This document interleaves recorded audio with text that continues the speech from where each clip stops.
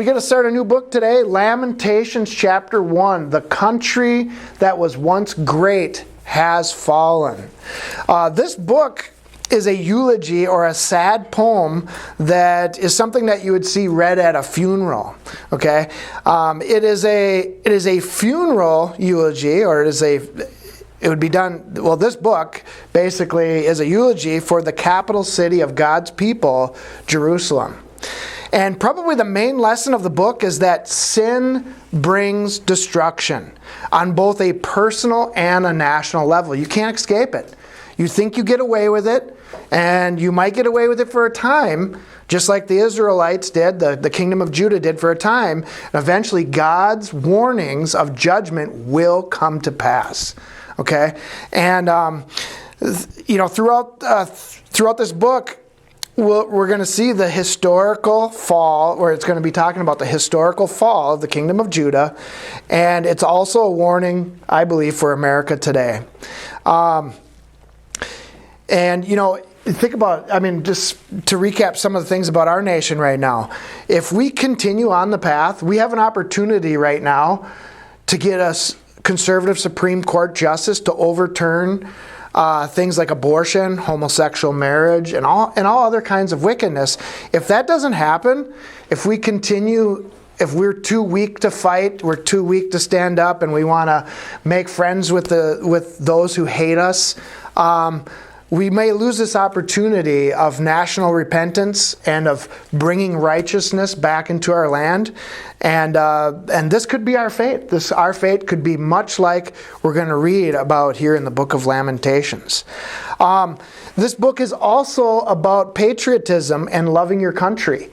We're going to see the prophet mourn for his country when things go bad.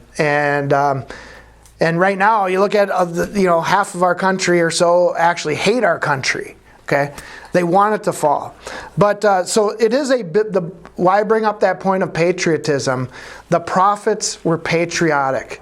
The true men of God loved their country. They loved their nation. They didn't just talk about personal salvation and what's good for you personally. They thought about the country as a whole. Okay, and which is interesting. I'm on a little side John here. There's a very prominent Bible teacher named John MacArthur, and he was kind of always, most of his teaching career, if that's what you want to call it, stayed out of politics and kind of promoted, we just don't get very much involved in politics. Now that the government is trying to shut down his church for a fake pandemic, I say it's a fake pandemic because it's just a virus. A pandemic has to be killing like 2 or 3% of the population, and this coronavirus, or COVID-19, only kills like 0.001%. So it's not a pandemic. It's a virus, okay? So anyways, the point is, now that now the government's trying to shut him down, it seems like he's had a change of view, and now he's actually seeing the importance of applying the Bible to nations, because it is important. And he even made a comment that, the Bible isn't just about personal salvation. But that's usually what you'll hear from churches. There's one down the road over here, many of you know, it's an evangelical funhouse. That's all they seem to talk about, is what is it for you personally and stuff like that. But when political matters come up that are pro-leftist, they seem to jump on the bandwagon then. Black Lives Matter, yeah, we'll do a whole sermon about how all of you white people out there are racist and you just don't know it and you should be ashamed of yourself. And just enough on that. All right, Lamentations chapter 1, verse 1. How doth the city sit solitary that was full of people? How is she become as a widow? She that was great among the nations and princess among the provinces, how is she become tributary? In other words, this word how in the Hebrew, it would sound like a cry, like kind of like a jackal crying out. It's a ka! That's what it would sound like. So he's saying, how did this ever happen? The city of Jerusalem was full of people, and now it's nothing. Now it's nothing. Now you look at America today, and it was once a great nation, and now people can see that, yes, something could happen overnight, and all of a sudden we have no country, we have no government, we have nothing but desolation. Okay? And that's what happened to the kingdom of Judah. And that's why the prophet starts out with, how in the world did this even happen? Well, I can tell you how it happened. The prophet knew how it happened. It's just surprising when God's judgment finally comes, because we get away with stuff for so long before he actually brings it. Because the other prophets, such as Jeremiah, well, this is probably Jeremiah that wrote it, but other prophets, Isaiah, Ezekiel, and so forth, they all foretold of these punishments coming if if God's people did not repent of their national sins. And they said, hey, this is going to happen. And people laughed at them and said, no, it'll never happen. And in fact, some of the prophets were even killed by rulers because they didn't want to hear negative things that were going to come upon the country. We don't want to hear that. Shut this idiot up. Let's not talk about bad things. We're a great country. It'll never happen to us. That's what the children of Judah thought, and this is what happened. All right? Verse 2, she weepeth sore in the night, and her tears are on her cheeks. Talking about the city here. Among her lovers, she hath none to comfort her. All her friends have dealt treacherously with her. They are become her enemies. Okay? So she was so busy in her glory years flirting with all of the neighbors that surrounded her and committing idolatry. Okay, on the physical sense, this would be a woman that was committing idolatry, worshiping all. She saw all these other nations. They worshiped their pagan gods, and the Israelites. The city. They thought, oh, I want to participate in that. That looks like fun. That looks like a lot of fun. So then she started making lovers with all of those people around, participating in idolatry with them. And now, at the moment of her destruction, none of her lovers care one bit about her. Now think about this. President Trump even talks about this, about all of these countries that have taken advantage of us economically. All of our so-called allies that we were paying the bills for. Even NATO, our NATO allies, and so forth. These people that were supposed to be our friends. Not to mention China, what we just gave away. I mean, we totally sold our bodies, in a sense, to the Chinese. Totally just said, hey, we'll just give you whatever you want. We just love this. China doesn't care about us. Now look what they gave us. They gave us COVID-19, okay? Which again, whatever, we'll talk about it. But they gave us the Wuhan virus on purpose. Okay? Our lovers, these other countries, these people that we've been buying and paying off for their love and friendship will care nothing for us on the day of our doom if that's who we're trusting in. Okay? We should be trusting, if we put our trust in God, who cares about trying to make lovers with these other nations and these other people? Who cares about trying to pacify them? Because if we trust in God and we're obedient to God, we will always have the victory. But if you take this on a personal level, think about this. Someone who lives it up in a life full of sin is one day going to be sitting there weeping at the bottom of the gutter somewhere at some point in their life when tragedy strikes. If they want to have a bunch of, fornicate with a bunch of lovers and so forth, eventually they're going to be left there with no joy, nobody there for them, and nothing but misery. That's where sin leads. Verse 3, Judah is gone into captivity because of affliction, and because of great servitude she dwelleth among the heathen, she findeth no rest. All her persecutors overtook her between the straits. Now think about this. She's going into captivity. She's good. She was a great nation. Now she's going to become a slave to other people. A slave to her lovers, even the heathen, that don't really love her. They just use her for what they can get from her. And I wrote this quote I came up with this quote and I posted it on Facebook this week. After forsaking God to become enamored by the sinful idolatry of pop culture, we're now beginning to understand the hateful and destructive nature of pop culture as it seeks the total destruction, not just of the souls of our children, but of America itself by glorifying and empowering demonic groups like Black Lives Matter. Amazingly, they've made it cool to destroy yourself and the country you live in, and ignorant, self-gratifying fools fall for it. Forsake Babylon and live. Okay? The point is, look at all this heathenism that America has allowed in, the pop culture, the rap culture, and, everybody thought it was cool, it sounds good, and they get the sensualism into it and all that, and then what does that same movement, that same heathenistic movement do to our country? Now it's already captivated everybody. It's used everybody. It's made them into demoralized, immoral pieces of flesh, dead pieces of flesh. Now it seeks to totally destroy our country. Okay, so that's Satan for you. He just seeks to destroy. Okay. So eventually, think about that. You look at, like I mentioned in that quote there, the pop culture, the cool culture, we know it. People just follow Black Lives Matter because their favorite hip-hop artist is supporting them, or their favorite actor, or whatever. That is the problem. And you think about this.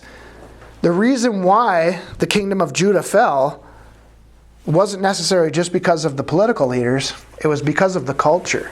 The culture was full of wickedness. Let's continue on. Verse 4, the ways of Zion do mourn, because none come to the solemn feasts. All her gates are desolate. Her priests sigh, and her virgins are afflicted, and she is in bitterness. Okay? Now, it was about the year 600 BC when Jerusalem fell to the Babylonians. And that's what we're looking past. The city had been destroyed, the temple totally annihilated, and the prophet's looking back and he's saying that's where the temple was on Mount Zion. The ways of Zion mourn. Nobody comes up to the solemn feasts anymore. Back in the day, he's looking back at the glory days. All these travelers would come to the temple of God, and everybody was smiling and full of joy with their families. And now all those roads that lead to Zion are desolate. Nobody's walking them. It's nothing but death all around. The virgins are afflicted. You know what that means. When an enemy army conquers a people, that's one of the first things they end up doing is violating the women that live there. And very sad. Verse 5, her adversaries are the chief. Her enemies prosper. We wonder, why does Black Lives Matter and Antifa and these liberals get away with what they're doing? Why is this happening? It's foretold right here. The adversaries are the chief. They're in all these positions of power, and they prosper. Why? Why is this happening? For the Lord hath afflicted her for the multitude of her transgressions. Her children are gone into captivity before the enemy. So, we could actually blame this all entirely on Black Lives Matter, Antifa, and the heathen. But really, why is God allowing the heathen to conquer us? Because of our transgressions. Interestingly, and I'm a fan of sports. I'm a fan that I'm a proponent of youth sports and the lessons that it teaches. But how interesting is it that football? Think about that. How many people how many regular Americans? Now, we're not even talking about liberals now or leftists. How many of these regular Americans that really claim to be Christian sat around and watched ESPN all weekend long and never paid attention to God's Word? Now think about that. And it's not an accident that the very sports that were the idols of so many of our strong men, young men and fathers, is now totally contaminated and against that white man. You watch football now, and all you get is anti-white man, Black Lives Matter, white, and all this. And the people that watch, the majority of the fans are white men. The majority of the fans for football are white men.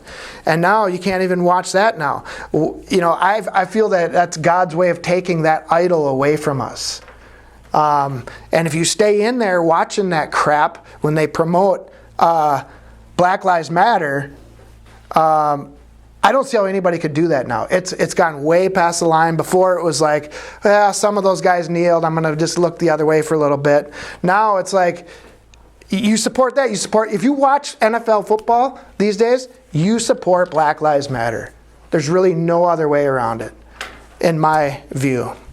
If somebody wants to make a case otherwise, you can make it. But that's all they do. It's on their well, I don't know if it's on the football field, but the basketball, the NBA, has Black Lives Matter on their court, putting it on the actual court. Think about that. An anti-family, anti-Christian, racist, anti-white group is now celebrated. Anti-police, anti-law and order, and so forth. All right. We're only on verse 6. I better stop my ranting here. And from the daughter of Zion, all her beauty is departed. Her princes are become like harts that find no pasture, and they are gone without strength before the pursuer. In other words, all of her political leaders are running scared. They're no longer there. Her beauty is going away. Now think about this. In Washington, D.C., on the streets is planted the mayor had painted Black Lives Matter, the very capital of our country. Now that should be a wake-up call to anybody. That's not a thing of beauty. That's a thing of hatred. That's a thing of contention, and so on.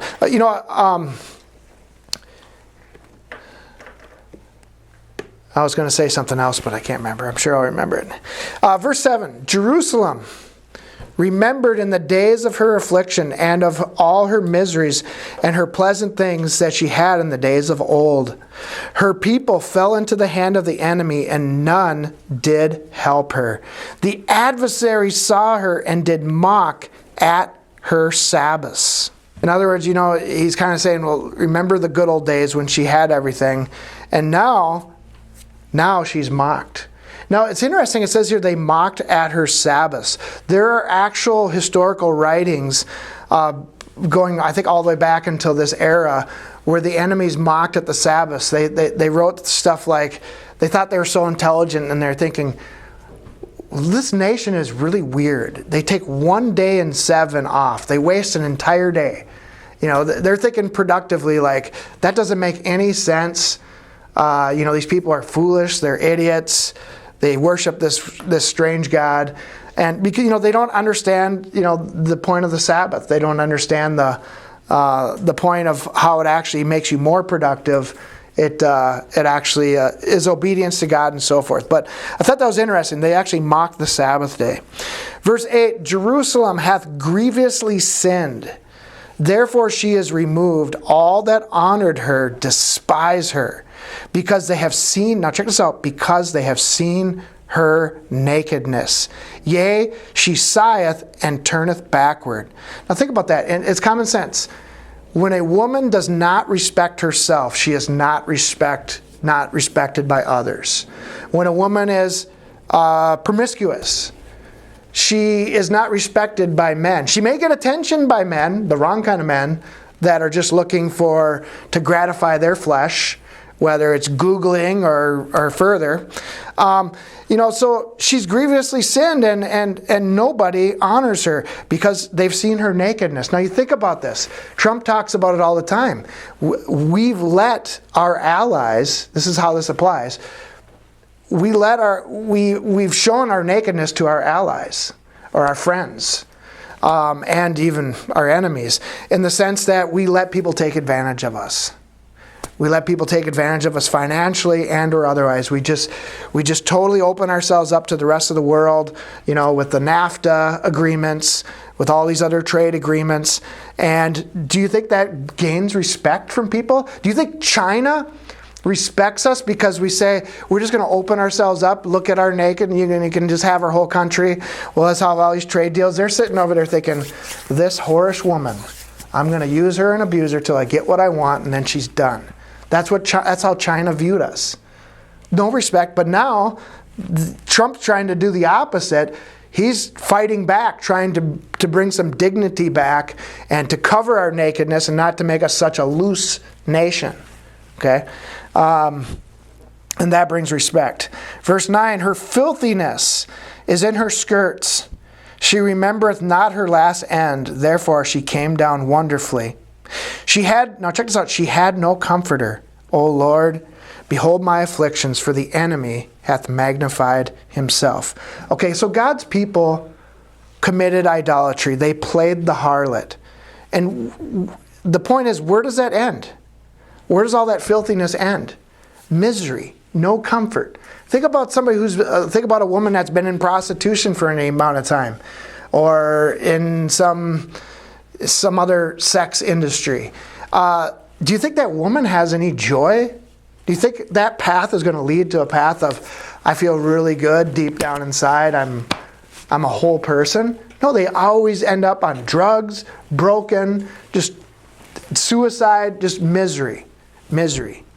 And that's what happens to a nation that commits idolatry. Yeah, there may be that there's a scripture in the New Testament, I believe, that sin does bring pleasure. Not joy, pleasure, for a season. It's short-lived. And then around the corner is destruction. Now think about, I'll give an example. Think about a man that goes into a prostitute. Yeah, he may get that pleasure for those few moments. But then, what if he leaves and he's got AIDS or some other sexual disease? Is that really worth that? Is that going to bring joy? No way. So in other words, I will say this too. A lot of people want all this depression that's going on today. A lot of people wonder, why are there so many people on antidepressants and depression? It's sin. Sin makes you depressed. It's gonna make you unhappy, not full of joy, and this offends many people. But a pill, there's no such thing as a happiness pill. It'll never bring you happiness. I've known a lot of people on antidepressants, and they still do not look happy to me. Believe me, they still do not look happy to me. And I know people that are on some of these things, and I can actually see it in their eyes. And think about it, they're taking drugs to try to find happiness. It may be prescribed by a doctor, and they may legitimize it by saying, oh, you got a chemical imbalance, and so on and so forth. But what causes that chemical imbalance? Sin. Sin does. I dare you to find me somebody who's totally full of the Spirit of God, that's trying to live a righteous life, that's having those problems. Now, I'm not saying that this is 100% and that there's never some kind of a physical illness that affects somebody's brain. Okay, I'm not judging that way, but what the majority of what we see definitely is somebody trying to have a quick fix, no different than shooting cocaine or drinking off the bottle to try to find happiness. Okay, here we go. Verse 10, and the adversary has spread out his hand upon all her pleasant things, for she has seen that the heathen entered into her sanctuary, whom thou didst command that they should not enter into thy congregation. Now, I mock these evangelical fun houses all the time, and I do it for a reason, because I'm trying to jar people loose that, hey, that's not really church that you're going to there. Because why? The enemy has entered into the sanctuary. Now, he's very nice. He can't be an enemy. He's not sitting there with horns out of his head, breathing out like a fiery dragon. Okay? But that's not how Satan operates. He operates by lies and deception. So this says that the enemy, the heathen, have entered into the sanctuary. And one way you can tell that the heathen has entered into the sanctuary, that the heathen actually control that sanctuary, that church, is if that church caters to the heathen. If that church is an evangelical funhouse just trying to make a place of comfort for unsaved worldly people. That's how you know it's been taken over. A church, now, should a church be self-righteous and hypocritical and not reach out to the broken and the lost? No, that's not what we're saying. But did Jesus hung out with sinners, right? But did he act like a sinner or become a sinner or participate in their sins to try to save them? No, not at all. There's a way to do it. But church in itself, so evangelists are supposed to go out and save those broken people. The church or the sanctuary is where people go to learn how to be obedient to God. How you've already been saved. Now you're learning how to walk in righteousness. You're learning how to be sanctified, how to live a holy life. And you can't do that if every message is salvation, or, hey, I want to have some cool, hip rock band for my church worship service today so it looks really similar to what they're hearing out there, and then they'll come in. I'm not saying you have to just play an organ either. I'm not saying that, okay? But we see it today. It's just no different than the world. Verse 11, all her people sigh, they seek bread.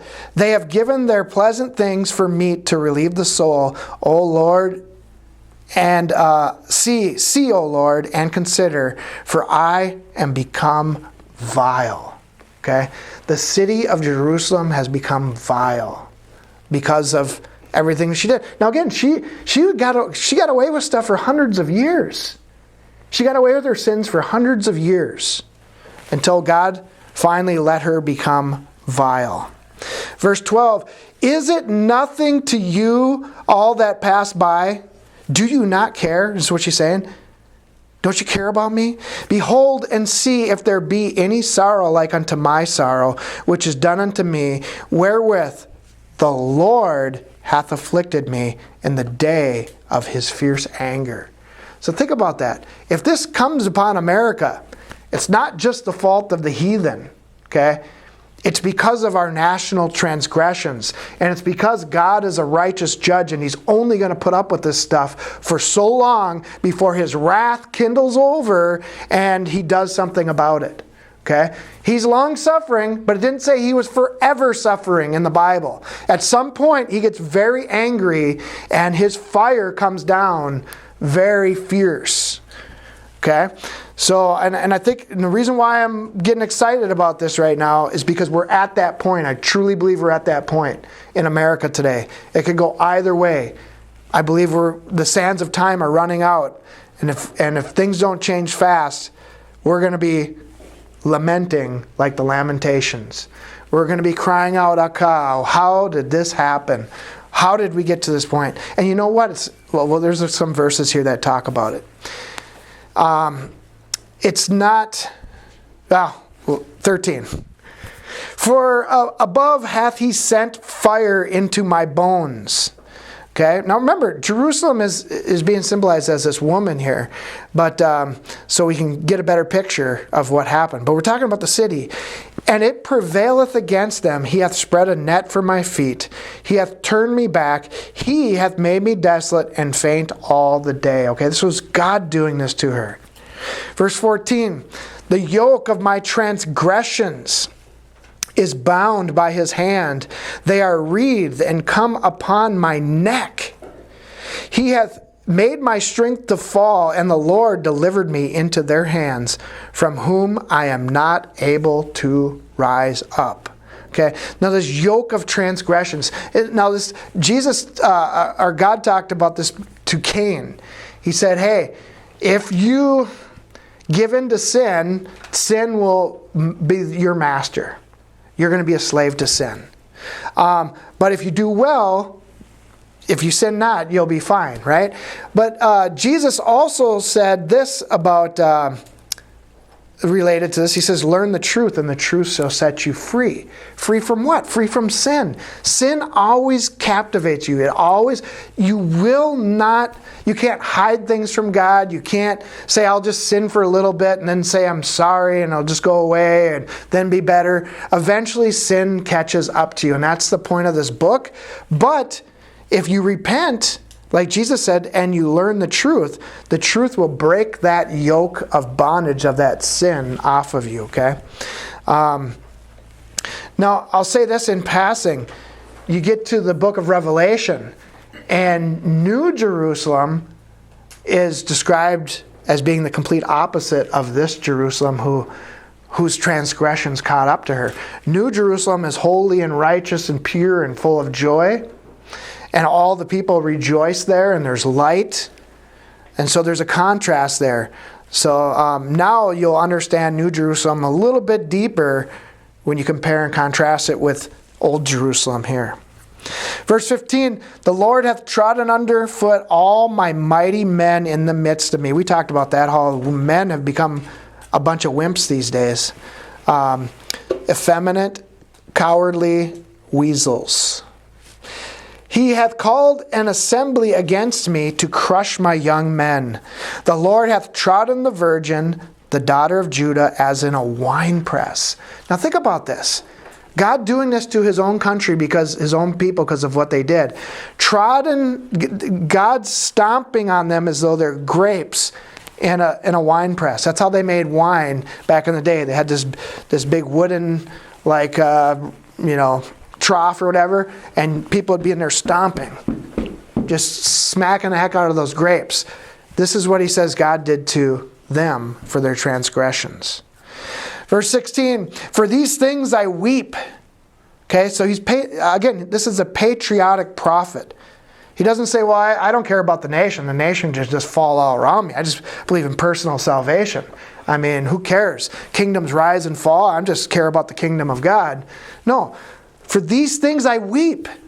Mine eye runneth down with water, because the Comforter that should relieve my soul is far from me. My children are desolate, because the enemy prevailed. Now Jesus talks about the Comforter as being the Holy Spirit. This talks about, and we talked about depression and so forth. When you don't have the Holy Spirit or that Comforter, yet you are without comfort. And obviously, again, it was sin that led up to that. Verse 17, Zion spreadeth forth her hands, and there is none to comfort her. The Lord hath commanded concerning Jacob that his adversaries should be round about him. Jerusalem is as a menstruous woman among them, as an unclean woman. Okay? Again, this is God that did it, and should we blame God then and say God's this mean God, like a lot of people would do? And a lot of people, now good things happen to bad things happen to good people. And that's God's way of testing people or conditioning them. And it may be no sin of yours at all that happened to you. Could be cancer, could be a death of a love. It's not always God punishing you for sin. But there is a time where you're getting punished and you deserve that punishment. Okay? And this is what it says here. Lamentations 1 verse 18 says, the Lord is righteous, for I have rebelled against his commandment. Hear, I pray you, all people, and behold my sorrow. My virgins and my young men are gone into captivity. So even though she's wailing and weeping and crying because of the misery she's in, she still says the Lord is righteous. Now this is fascinating, because this actually is true repentance. When you realize that you're broken because it's not God's fault, it's because it's your fault. You've made the wrong decisions. You've made the wrong choices. You brought that upon yourself. And then you realize that I deserve these punishments. Now when I look at America today, and I can think of a quote from even one of our founding fathers way back long ago when things weren't even near as bad as they are now. They're actually really good. He says, I tremble for my country when I realize that God is righteous. Now, this is, you look at what's going on in our country today. If God decides to end our country tomorrow, I can't put up a good argument that we deserve to be saved. I don't know if anybody can. Yeah, there are some good people here. There's a faithful remnant. But overall, if that happened, we got nothing, as a country, we got nothing to cry and complain about. We deserve it. The blood of all those innocent babies, all this homosexual stuff that's going on, all this perversion. There's nothing that we could say we didn't deserve this. God's an evil man for doing this to us. Verse 19, I called for my lovers, but they deceived me. My priests, now think about this, your lovers. I think of these as a lot of your false prophets even today. These are the other nations that pretend to be our friends and trick us. That's true. But think of these false pastors today, how they deceive people into thinking that they're joining a house of love, house of compassion. I called for my lovers, but they deceived me. My priests and mine elders gave up the ghosts in the city, while they sought their meat to relieve their souls. Now think about this. The priests and the elders were still not caring about the people. They were only worried about saving their own souls during the downfall of Jerusalem. So you picture this physically happened to the Israelites, okay? Their nation got conquered by the Babylonians, and here you have these leaders just left the people and only cared about surviving themselves. Supposed to be shepherds of the sheep, and they fleeced them. Verse 20, Behold, O Lord, for I am in distress. My bowels are troubled. Mine heart is turned within me. For I have grievously rebelled. Abroad the sword bereaveth. At home there is as death. Now, when the Babylonians sieged the city of Jerusalem, there was a period of time where they just cut off all of the supplies, all the food supplies. So the people starved to death in the city and died of various pestilences and diseases at that time. So they had the sword on the outside, the Babylonian army surrounding them, and just pining away in death and destruction inside the city, while the Babylonians just sat there and waited while they all died. And I could even go into more grosser detail. The mothers actually ate their own children because they were starving to death. They killed their children and ate them so they could survive. They have heard that I sigh. There is none to comfort me. All mine enemies have heard of my trouble. They are glad that thou hast done it. Thou wilt bring the day that thou hast called, and they shall be like unto me. So think about this. Even if America does fall, and Black Lives Matter and Antifa and all these liberal groups take over, they're going to rejoice. They're going to think this is great. We're going to be sad, right? But what they don't realize is it's coming for them next. Okay?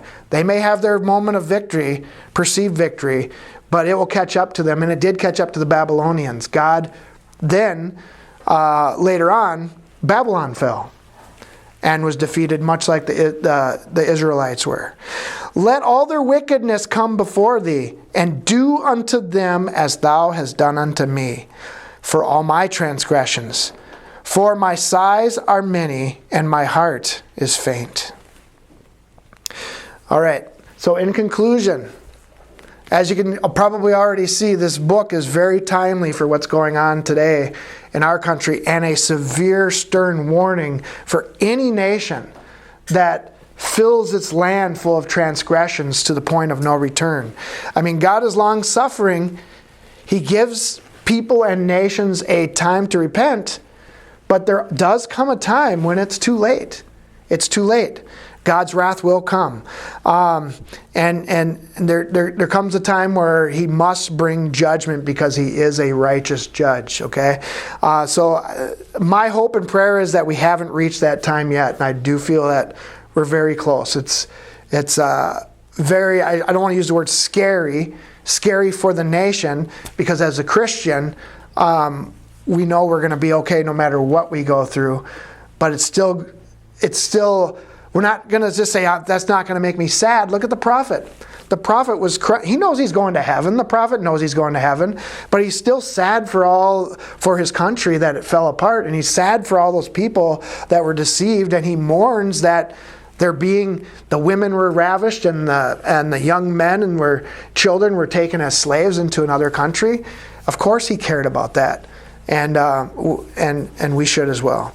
Any questions or comments? I'm just trying to put it in a timeline perspective.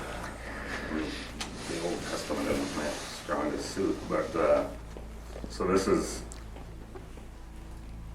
Babylon, the Babylonians taking over Israel or Judea, or is that the same thing? Yeah, so the Syrians, so the kingdom, there was a civil war, and the kingdom of Israel split into two kingdoms: the northern kingdom of Judah and the northern kingdom of Israel and the southern kingdom of Judah. The Israelites were taken into captivity about 150 years or so by the Assyrians. They already got the punishment, much like what we're reading about here. They were gone. They were already slaves. And the kingdom of Judah remained in control of Jerusalem and surrounding cities. And for another, whatever it was, 150 years after the Israelites were taken, now they're getting taken by the Babylonians. And this happened around 600 BC.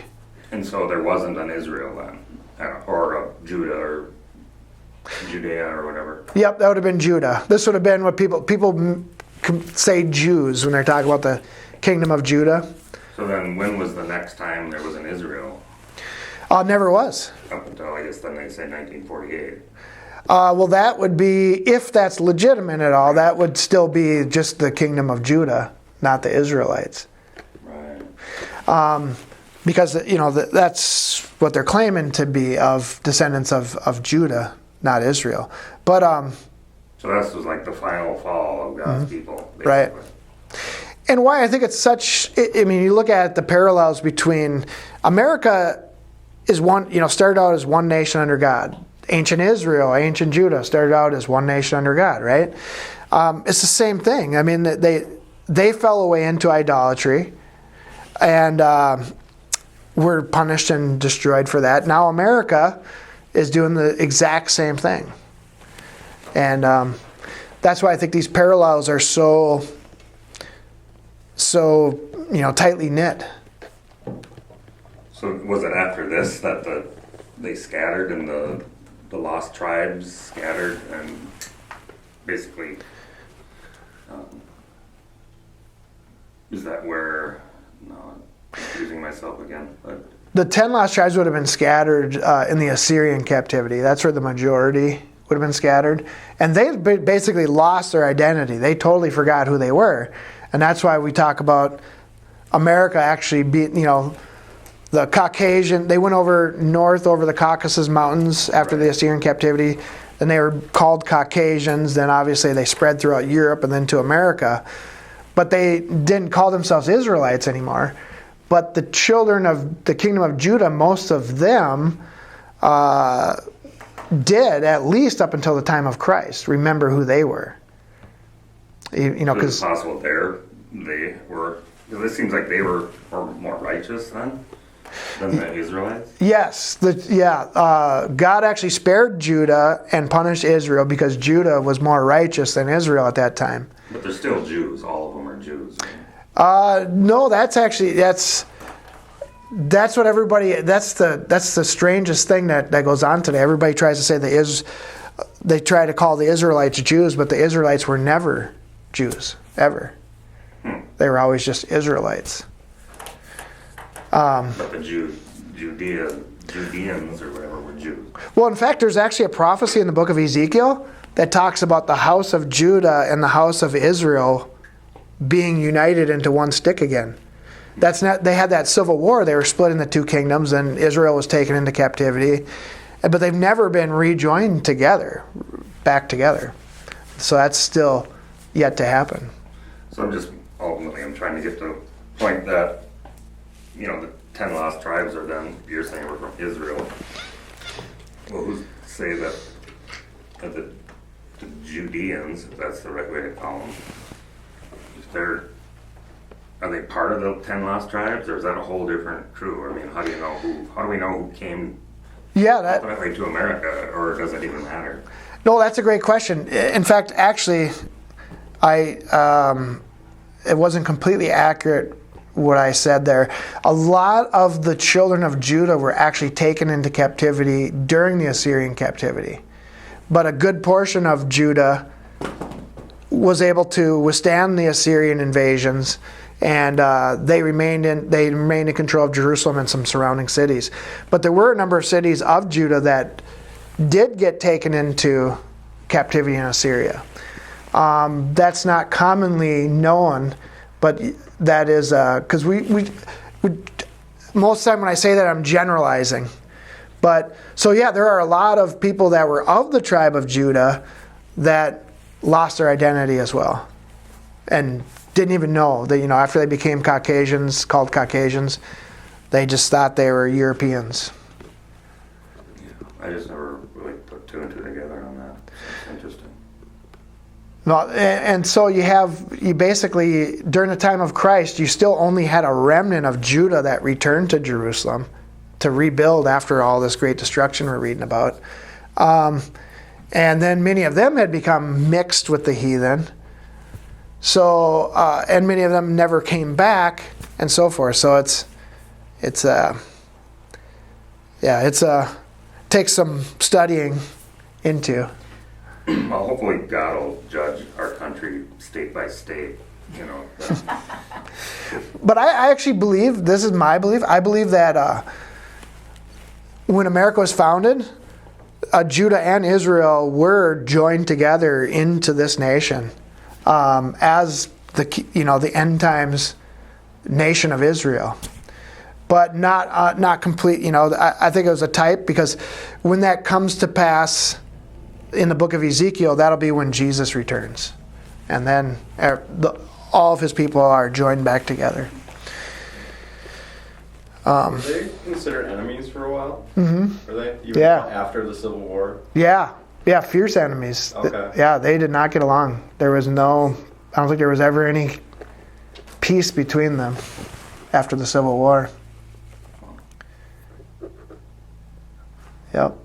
I know there was in the book of Kings and Chronicles, I think there's a lot of battles between the kingdom of Judah and the kingdom of Israel recorded there. Which one was better in God's eyes?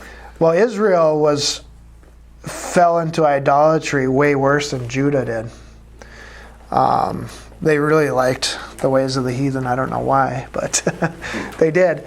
But then Judah did do the same thing. In fact, there's actually a couple chapters, at least one chapter. God calls Israel and Judah harlots. He calls one Aholah and Aholibah. And I can't remember exactly what those names mean, but they were sisters that became harlots. And he likened that to Israel and Judah.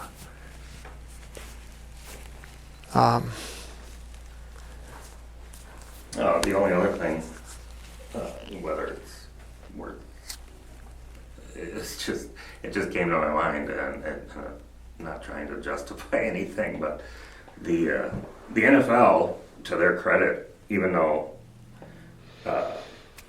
they're definitely doing some kneel, some stand, some lock arms, some have a big banner that say. Some don't even come out on the field. Some don't come out on the field, which I don't know if that's a good thing or a bad thing, Right. because at least now it doesn't give them a chance to protest. Right. But they didn't, at least from what I saw. I watched, a fair amount of games and stuff, and the intros and all that. They didn't say or even have written anywhere Black Lives Matter. They had this different message of unity, and again, it's all still under that same umbrella of, we're a horrible racist nation, which is the part that gets me. Yeah. Police brutality is one thing, which is relatively little in the grand scheme of things. But the bigger thing is that they're claiming that we're just this racist nation, and it's not even close to being the truth. But that's aside the point. And on this field, they put something along the lines of "it takes all of us" or something.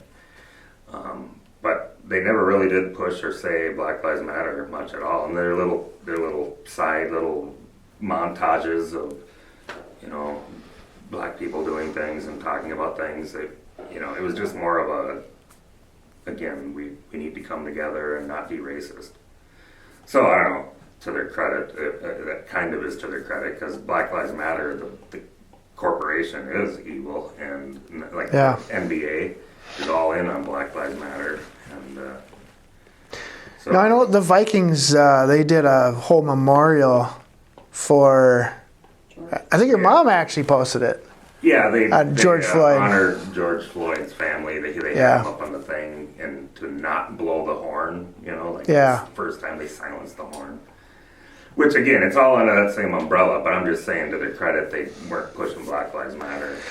Well, I think they are, I think they want to go along with it as much as they can. Yeah. But they know they're losing huge numbers. Right. So I think they're gonna try to somehow, make it look like they're meeting us halfway or something like that, And it'll be another thing to see if they continue it.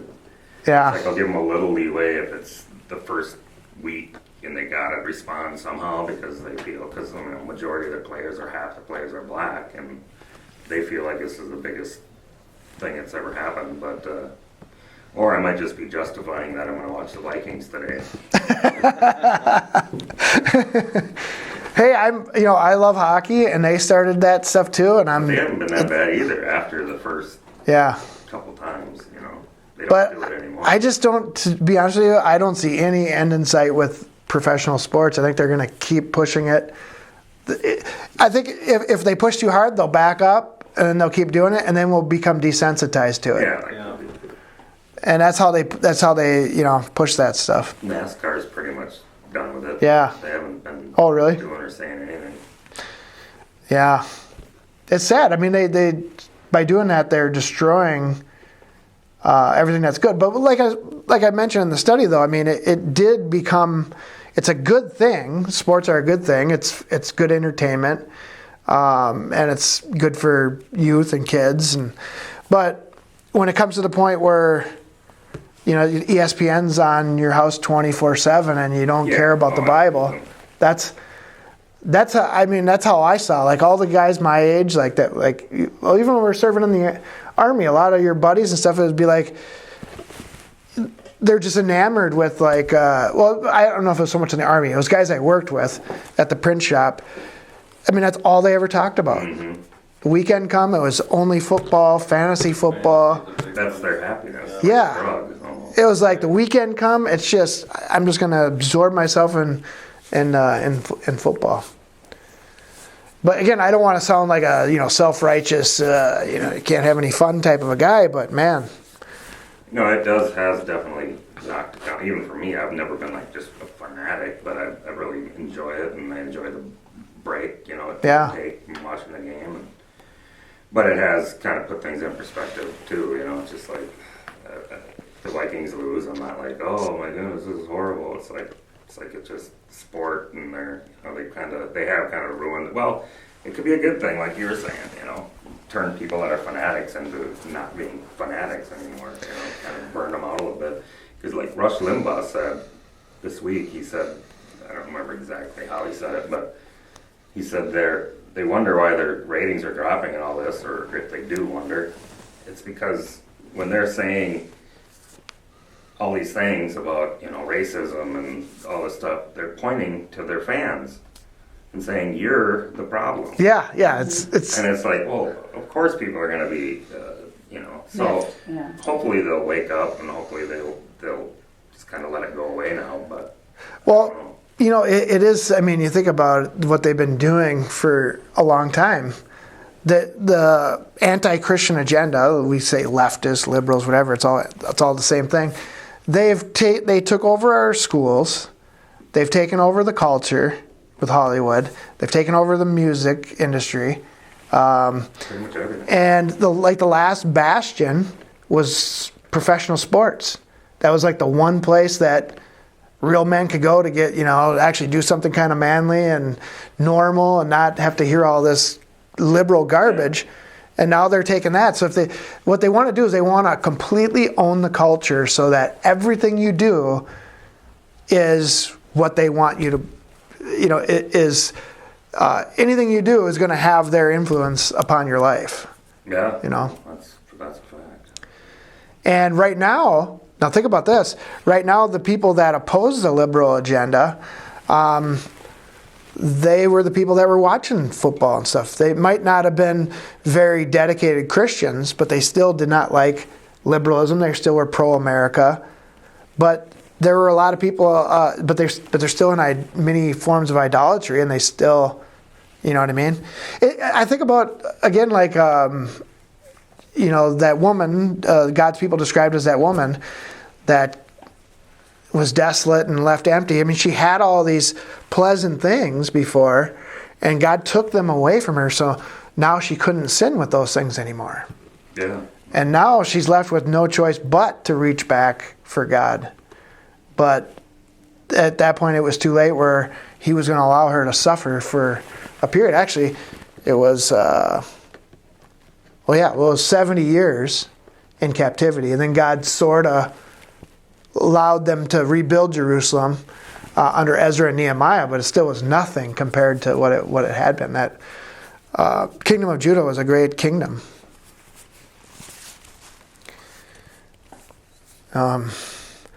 But yeah, I mean, when you see it, I mean, it's just a natural progression. The things that we delight in, those sins, they're only temporal. They eventually, God will take them away from us. Yeah, I mean, you think how many Christians, how much time they spend on sports, viewing it or playing it or whatever, betting on it, and then compare that to how much time they spend in the Bible or, giving any time to God. Well, think about this, the traditional... And God's a jealous God. The traditional, red-blooded American would get forced to go to the church with his wife, because his wife wants to go there for the music and all that. And all right, I'll go. He goes there, and the whole time he's looking at his watch when the football games start. I mean, but you can't. In one sense, you can't blame him because the church is not offering anything of real value, not to the man, anyways. The woman is getting, because women are more feeling orientated, right? Right. Not. And this isn't a rule. They're not necessarily always thinking, politically and logically, intellectually about, about something. I mean, they do. So don't get me wrong. I'm going to get myself in trouble. But feelings move them.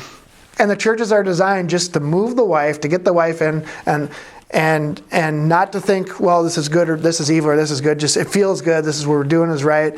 And then bring her husband with. And most of the husbands know that I'm bored. I'm bored to tears. But you get some men that are real men that actually hear the Bible being taught. It's a totally different thing. Now they'll be the one trying to drag the wife with. Hey, you got to come study the Bible. Come on. Christian Overcomers is brought to you by the tithes and offerings of our listeners. If you would like to support our ministry, please go to ChristianOvercomers.com. God bless you, and thank you for your support. Mine eyes have seen the glory of the coming of the Lord. He is trampling out the vintage where the grapes of wrath are stored. He has loosed the fateful lightning of his terrible sword. His truth is marching on.